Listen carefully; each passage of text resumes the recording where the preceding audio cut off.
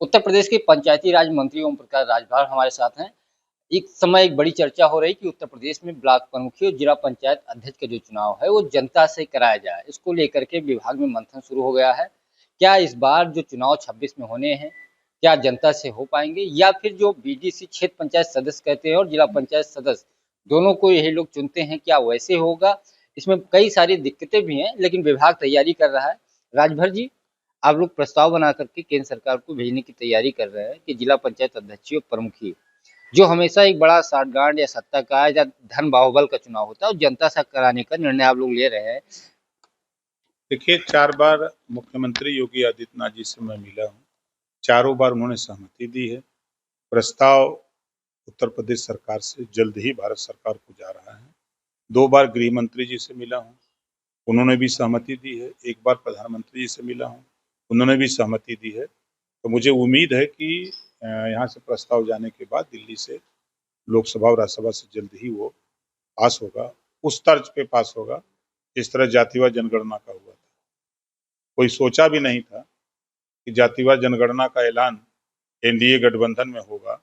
जो विपक्ष कहते थे वो फेल हो गए बेचारे, इधर वाले पास हो गए। क्या लगता है संविधान संशोधन मतलब करने की जरूरत पड़ेगी? जो 73वां पंचायती राज संशोधन किया गया था 1992 में पंचायत को सशक्त करने के लिए, अब ये जब संशोधन होगा तो पूरे देश के लिए होगा कि सिर्फ उत्तर प्रदेश तो पूरे देश के लागू। देखिए, जब लोकसभा और राज्यसभा से कोई बिल पास होता है तो वो पूरे देश में लागू होता है, किसी एक स्टेट के लिए नहीं होता।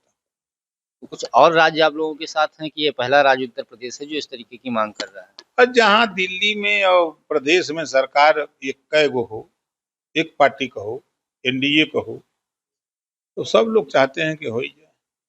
ऐसा क्यों कराना चाहते हैं? क्या धन बाहुबल का असर है? जनता से अगर चुने जाएंगे तो उनकी कार्यकाल उनके खिलाफ आप विश्वास प्रस्ताव सरकार बदलने पर नहीं आ पाएगी या कुछ और कारण है?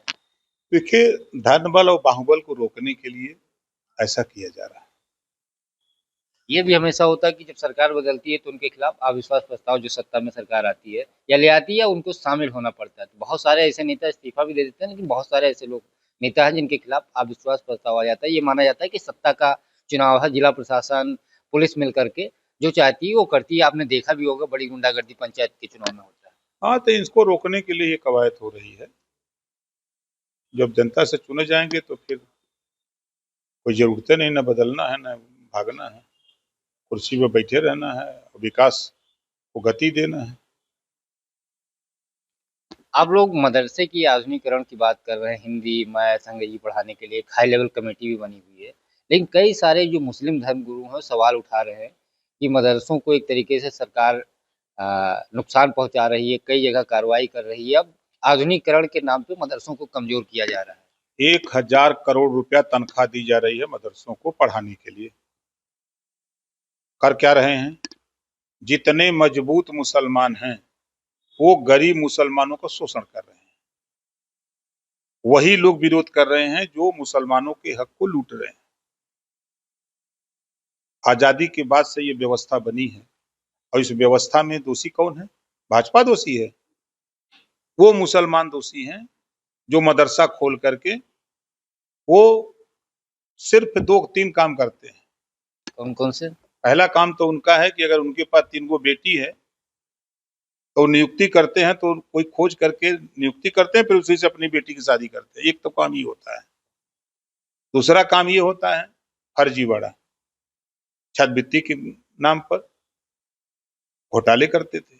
अब इधर जब सरकार ने कहा कि नहीं, अब ऑनलाइन जितने बच्चे हैं ऑनलाइन फॉर्म भरो, उनका जो है अटेंडेंस होगा। जब शुरू हुआ है तब छटपटा रहे हैं। अब सरकार कह रही है कि UP board, CBSE board, ISC board की तरह मदरसा बोर्ड भी होगा। जो यहाँ पढ़ाई हो रही वहां भी होगी। कहीं पाबंदी नहीं है कि आप अरबी, फारसी, उर्दू मत पढ़िए। कहीं यही लिखा हुआ यूपी बोर्ड में या सीबीएसई आईएससी बोर्ड में? तो फिर वहां लागू करने में उनको क्या दिक्कत है? मर्चा लगा था, मर्चा लगा था तो कस के होई, घबरा मत। शिक्षा के सवाल पे कोई समझौता नहीं। वो भी बच्चे हैं, देश के नागरिक हैं, उनको भी बेहतर शिक्षा मिले, उनका भी भविष्य उज्जवल हो, वो भी विकास के रास्ते पे चलें, विनाश के रास्ते पर नहीं जाए। इसके लिए सरकार कटिबद्ध है। तो इसको कंपलसरी कर देंगे, हिंदी अंग्रेजी मैथ पढ़ना पड़ेगा। सब अनिवार्य कर दिया जाएगा। जैसे यूपी सीबीएसई बोर्ड है वैसा वो मदरसा बोर्ड में होगा। चलो कहाँ शोषण करोगे, अल्लाह की जमीन बेच करके माला माल हो रहे हैं, इतना अमीर मुसलमान हैं, फरार करते हैं। वक्त भी जमीन किसकी है? अल्लाह की है ना। अल्लाह की जमीन बेच दे रहे हैं और कह रहे हैं हम मुसलमान हैं। बारे भाई मुसलमान, किसी एक महिला, गरीब महिला के उन लोगों ने वक्फ की संपत्ति बेचे हों, एक महिला को कुछ दिए? एक गरीब मुसलमान को किसी को दिए? कि बेच करके करोड़ों की संपत्ति लाखों में बेचते हैं, पिछले दरवाजे से माल ले लेते हैं। सब वही विरोध में है। इसी से परेशान है योगी सरकार या आपका विभाग, जो मदरसों पे अवैध कार्य हो रहा था या देश विरोधी गतिविधियों में कई सारे मदरसों का नाम आया, बॉर्डर एरिया में कार्रवाई हो रही, तो ये यही छटपटाहट तो नहीं है? और क्या, आप बताओ कि नोट छापने के लिए मदरसा खुला है प्रयागराज, कुशीनगर, नोट छापते हुए पकड़े गए ना उधर से।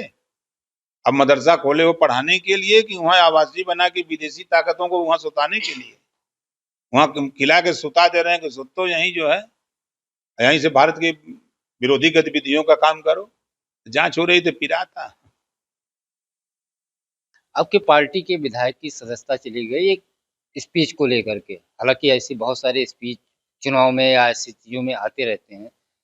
आप क्या वो हाई कोर्ट जाएंगे, क्योंकि इस समय हालांकि छुट्टी चल रही है लेकिन स्पेशल बेंच भी है, और आप लोग क्या करेंगे, पार्टी उस मुद्दे पे क्या करेगी? वो हमारा विधायक दाखिल कर रहा है सेशन कोर्ट में, कल परसों में दाखिल हो जाएगा।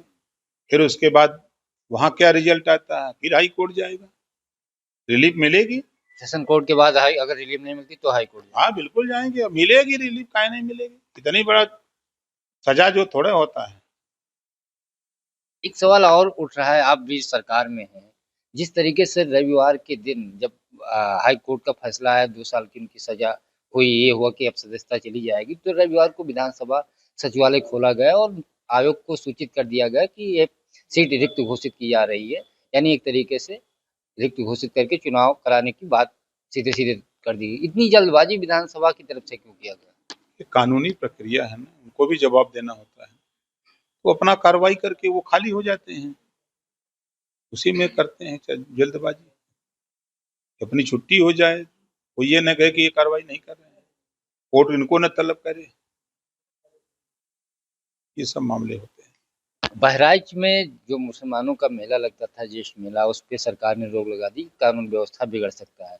अब वहाँ आप बड़ी संख्या में बड़े लेवल पे जयंती सुहेलदेव महाराज की मनाने जा रहे हैं, तो उससे क्या कानून व्यवस्था को कोई दिक्कत नहीं? भाई देखिए, सरकार ने रोक नहीं लगाई, कोर्ट ने रोक लगाई है।